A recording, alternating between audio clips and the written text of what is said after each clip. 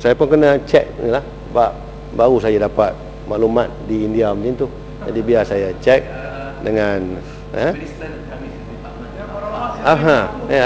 Yang Peromak sendiri mengaku dulu. I remember Peromak sendiri mengata bahawa we have got the largest civil service dalam dunia ni. Memang it's true. So there must be statistics, ada basis di mana boleh ditangani.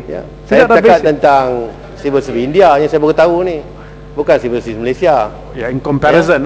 Saya cakap tentang India. Yang ni pun saya pun nak kena cek fakta dia juga, dan mungkin keadaan-keadaan fakta yang lain yang diambil kira di sini dan tidak diambil kira di India. Kita kena banding betul-betul.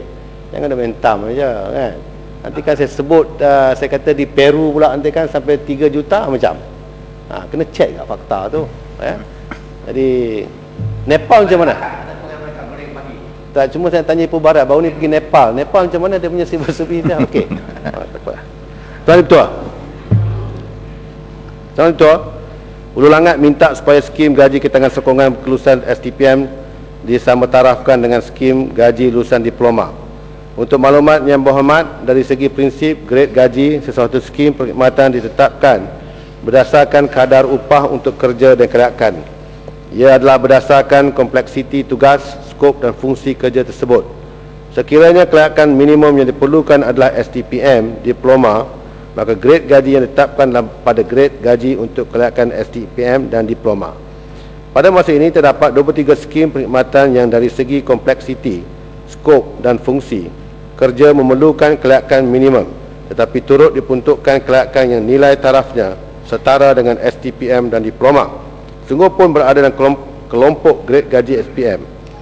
Calon dilantik di bawah 23 skim perkhidmatan berkenaan dengan kelayakan STPM diploma diberi gaji permulaan yang lebih tinggi daripada kelayakan SPM. Sebagai contoh, gaji permulaan adalah pada grade gaji J17P1T1 iaitu ringgit Malaysia RM843.06. Bagi kelayakan SPM dan grade gaji J17 1T9 RM RM1,254.50 bagi kelayakan setara dengan STPM dan diploma. Yang berhormat Kuala Krau membangkitkan tentang perbezaan dari aspek kemudahan perjawatan dan tangga gaji antara Mahkamah Syariah dengan Mahkamah Sivil dan di jabatan-jabatan agama di negeri. Untuk makluman yang berhormat, tidak terdapat perbezaan dari segi gaji dan allowance serta kemudahan bagi pegawai undang-undang di Mahkamah Sivil dan pegawai syariah di Mahkamah Syariah. Walau bagaimanapun, pegawai undang-undang dikategorikan di bawah perkhidmatan kritikal dan dengan itu diberikan bayaran insentif perkhidmatan kritikal BIPK.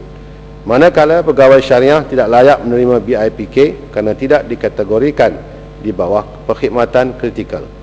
Sebenarnya pegawai di jabatan-jabatan agama di negeri menerima gaji yang sama dengan pegawai di jabatan yang lain. Walau bagaimanapun, bagi allowance dan kemudahan ia tertakluk dari segi penerimaan pakai oleh pihak perkhidmatan awam negeri berkaitan.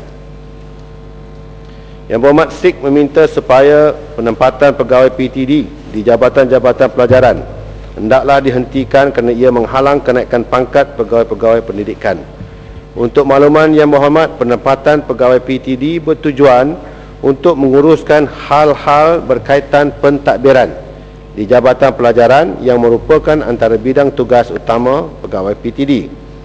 Oleh yang demikian, penempatan pegawai PTD di jabatan pelajaran tidak menghalang kenaikan pangkat pegawai-pegawai pendidikan kerana pegawai PTD yang ditempatkan di jabatan pelajaran tidak terlibat dengan aspek pembelajaran dan pengajaran. Tambahan pula, pengisian pegawai PTD di jabatan pelajaran menggunakan pakai waran perjawatan yang telah diwujudkan atas skim perkhidmatan PTD. Sehubungan itu, isu kekangan kenaikan pangkat pegawai-pegawai pendidikan disebabkan penempatan pegawai PTD di jabatan pelajaran adalah tidak berbangkit. Berhubung dengan cadangan yang berhormat Bukit Katil supaya tiada lagi skim dengan izin close service untuk faedah peningkatan kerjaya penjawat awam, sebenarnya JPA sedang membuat kajian penggabungan skim-skim perkhidmatan yang melaksanakan fungsi yang hampir sama bagi meningkatkan kemajuan kerjaya dan mobiliti pegawai-pegawai awam. Berhubung kesaan Yang Berhormat Sibuti supaya pegawai-pegawai kastam yang memiliki PhD mendapat kenaikan pangkat yang sewajarnya. Untuk makluman Yang Berhormat, kelayakan akademik di peringkat yang lebih tinggi iaitu sarjana atau PhD walaupun digalakkan tetapi tidak dijadikan sebagai satu kriteria utama untuk mempercepatkan kenaikan pangkat seseorang pegawai. Kriteria utama yang dinilaikan meliputi 1. Kecekapan dan prestasi kerja. 2. Kelayakan, pengetahuan, kemahiran dan pengalaman. 3. Sifat-sifat peribadi termasuk kesesuaian dengan jawatan kenaikan pangkat berkenaan, keutuhan, potensi serta kepimpinan pegawai. Dan 4. Kegiatan luar dan sumbangan pegawai itu kepada negara dan masyarakat. Lembaga kenaikan pangkat akan mempertimbangkan semua pegawai yang layak dan memenuhi syarat-syarat lain yang ditetapkan berdasarkan perakuan ketua jabatan ataupun ketua perkhidmatan. Yang Berhormat Setiu minta agar pasangan suami isteri tidak dipisahkan bertugas di negeri yang berbeza. Sebenarnya dalam mengutamakan keharmonian institusi kekeluargaan, kerajaan sentiasa berpegang kepada prinsip tidak memisahkan pasangan suami isteri bertugas di negeri yang berbeza. Sungguh pun demikian oleh kerana ia melibatkan kemajuan kerjaya dan bergantung kepada di mana kekosongan jawatan berlaku, ada ketikanya keadaan ini tidak dapat dielakkan, terutama apabila kepentingan perkhidmatan kepada rakyat perlu didahulukan. Yang Berhormat Parit Sulong, Ampang, Yang Berhormat Kuala Krai menyentuh mengenai pemberian cuti bersalin kepada pegawai awam wanita yang kononnya seperti mengehadkan kelahiran 3 orang anak berbanding 5 orang anak sebelum ini. Untuk makluman ahli Yang Berhormat, pada masa ini kerajaan belum bercadang untuk menaikkan jumlah cuti bersalin keseluruhan daripada 300 hari kepada 450 hari. Walau bagaimanapun, kerajaan telah memberi fleksibiliti kepada pegawai awam wanita untuk menentukan bilangan hari cuti bersalin tidak melebihi 90 hari setiap kali bersalin dan tidak melebihi 300 hari sepanjang tempoh perkhidmatannya. Pada masa yang sama, kerajaan telah pun menyediakan kemudahan cuti menjaga anak, cuti tanpa gaji selama 1,825 hari atau 5 tahun bagi tujuan membolehkan pegawai menyusu dan menjaga anaknya. Pegawai boleh mengambil kemudahan cuti ini sama ada secara sekaligus atau sebahagian daripadanya mengikut keperluan.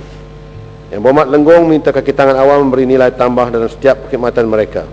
Untuk makluman Yang Berhormat, kerajaan telah mengadakan pelbagai program untuk meningkatkan nilai tambah dalam perkhidmatan oleh pegawai-pegawai awam dan jabatan. Program-program yang melibatkan pegawai awam adalah seperti menetapkan sasaran kerja tahunan, mewujud fail meja dan manual prosedur kerja serta anugerah perkhidmatan cemerlang.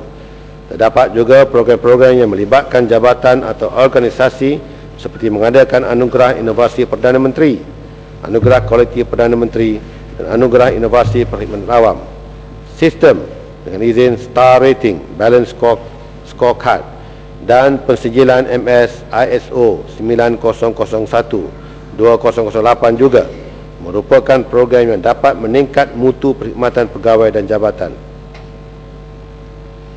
Program-program tersebut dapat mewujudkan persaingan yang positif antara pegawai dan jabatan dalam memberi nilai tambah kepada perkhidmatan awam dan seterusnya meningkatkan produktiviti serta kualiti penyampaian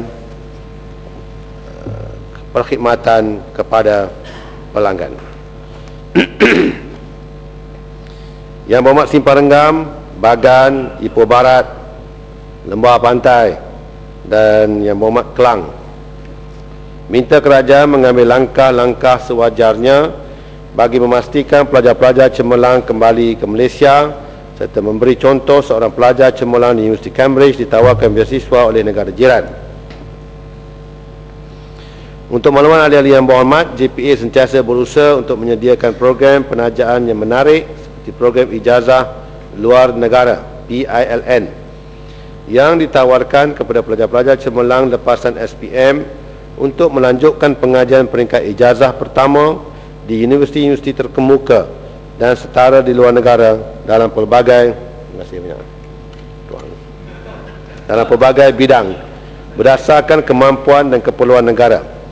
Mengenai isu pelajar yang memilih penajaan daripada negara agensi lain, ia merupakan hak dan pilihan individu itu. mengikut kesesuaian penawaran penajaran yang ditawarkan. Yang Berhormat Simpang Renggam bertanya kenapa pelajar bukan tajahan JPA tidak ditemu duga semasa lawatan ke Royal College of Surgeons di Dublin, Ireland. Untuk makluman Yang Berhormat, proses pelantikan ke dalam perkhidmatan awam dilaksanakan oleh pihak berkuasa menantik seperti Suruhanjaya Perkhidmatan Awam, Suruhanjaya Perkhidmatan Pelajaran dan sebagainya. JPA tidak menjalankan sebarang proses pelantikan atau pengambilan sama ada di dalam maupun di luar negara. Apa yang berlaku ialah pelajar-pelajar tajahan JPA diwajibkan hadir ke sesi temu duga yang dijalankan oleh pihak berkuasa melantik bagi memastikan pelajar pulang setelah tamat belajar. Berhubung cadangan Yang Berhormat Bukit Mertajam supaya pengagihan beasiswa JPA dibuat secara adil.